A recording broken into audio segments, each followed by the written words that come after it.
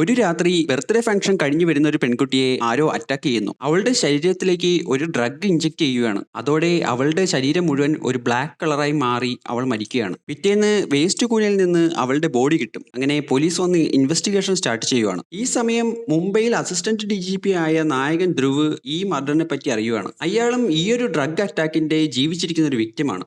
ധ്രുവ് ഉടനെ തന്നെ ചെന്നൈയിലേക്ക് വന്ന് അൺഒഫീഷ്യലായിട്ട് ഈ കേസ് ഏറ്റെടുക്കും. ക്രൈം സീനിന്റെ CCTV ചെക്ക് ചെയ്യുമ്പോൾ സംശയാസ്പദമായ ഒരാളെ അവിടെ കാണും. പക്ഷെ എത്ര അന്വേഷിച്ചിട്ടും അത് ആരാന്ന് കണ്ടുപിടിക്കാൻ പറ്റില്ല. അന്വേഷണം സ്റ്റാർട്ട് ചെയ്ത ഉടനെ ആ മരിച്ച കുട്ടിയുടെ, അതായത് രമ്യയുടെ കാമുകനെ പോയി കാണും. അവൾ മരിച്ച ദിവസം അവളുടെ ബർത്ത്ഡേ ആയിരുന്നു. അവൻ അവൾക്കൊരു ഹാർട്ട് ഷേപ്പിലുള്ള ചെയിൻ അന്ന് ഗിഫ്റ്റ് കൊടുത്തതായിട്ട് അവൻ പറയും. എന്നാൽ ആ ബോഡിയിൽ നിന്ന് അങ്ങനെ ഒരു ചെയിൻ കിട്ടിയിട്ടില്ല. അവിടുന്ന് തിരിച്ചു വരുന്ന വഴി ഒരു കാറിന്റെ ഗ്ലാസ്സിൽ ആ സെയിം ഹാർട്ട് ഡിസൈൻ വരച്ചിരിക്കുന്നത് ധ്രുവ് കാണും. അങ്ങനെ കാർ കസ്റ്റഡിയിലെടുത്ത് അതിലുള്ള എല്ലാ ഫിംഗർ പ്രിന്റ്സും പരിശോധിക്കുമ്പോൾ ഒരു ഡ്രഗ് കേസിൽ പെട്ട പയ്യന്റെ ഫിംഗർ പ്രിന്റുമായിട്ട് അത് മാച്ച് ആകും. അവന്റെ പേര് തമിഴ് എന്നാണ്. അവൻ ഇപ്പോൾ ഒരു സിമ്മറാണ്. അത് മാത്രമല്ല ആ CCTV വീഡിയോയിൽ കണ്ടത് ഇവനെ തന്നെയായിരുന്നു. അങ്ങനെ അവനെ കസ്റ്റഡിയിലെടുത്ത് കുറെ നേരം ഒറ്റയ്ക്ക് ഒരു റൂമിൽ പൂട്ടിയിടും. അപ്പോ അവൻ അബ്നോർമൽ ആകാൻ തുടങ്ങും. അങ്ങനെ കുറച്ചു നേരം കഴിയുമ്പോൾ അവൻ വയലന്റ് ആയി അവന്റെ ബോധം പോകും. അവനെ എണീപ്പിച്ച് ചോദ്യം ചെയ്യുമ്പോൾ അവൻ പറയും അവനൊരു സ്പെഷ്യൽ പവർ ഉണ്ടെന്ന്. അവന് ഓവർ മെമ്മറി പവറാണ്. അതായത് അവന്റെ ലൈഫിൽ സംഭവിച്ചിട്ടുള്ള എല്ലാ കാര്യവും അവന് കൃത്യമായി ഓർമ്മയുണ്ട്. അവൻ 1 വയസ്സുള്ളപ്പോഴാണ് അവൻ ആദ്യമായിട്ട് നടക്കുന്നത്. അന്ന് തന്നെ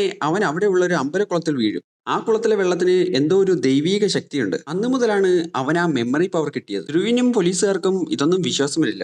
അപ്പോൾ അറിവ് അവനെ ഒരു സ്വിമ്മിംഗ് പൂളിലേക്ക് കൊണ്ടുപോയാൽ ആ നെക്ലേസ് എവിടെയാണ് കണ്ടതെന്ന് കൃത്യമായി ഓർത്ത് പറയാമെന്ന് പറയും. അങ്ങനെ അവനെ ഒരു പൂളിലേക്ക് കൊണ്ടുപോകും. പൂളിലേക്ക് ചാടിയ അവന് ആ ദിവസം നടന്ന കാര്യങ്ങളുടെ വിഷൻസ് വരാൻ തുടങ്ങും. അന്ന് അവനെ ഒരു മൂങ്ങ അറ്റാക്ക് ചെയ്തിരുന്നു. ആ ടൈമിൽ അവിടെയുള്ള വെള്ളത്തിന്റെ റിഫ്ലക്ഷനിലാണ് അവൻ ആ മാല കണ്ടത്. ധ്രുവ് പോയി CCTV സൂം ചെയ്ത് ചെക്ക് ചെയ്യുമ്പോൾ ആ ടൈമിൽ ആരോ ആ മാല എടുക്കുന്നത് കാണാൻ പറ്റും. അങ്ങനെ തമിഴ് അറിവിനെ അവർ വിട്ടയക്കും.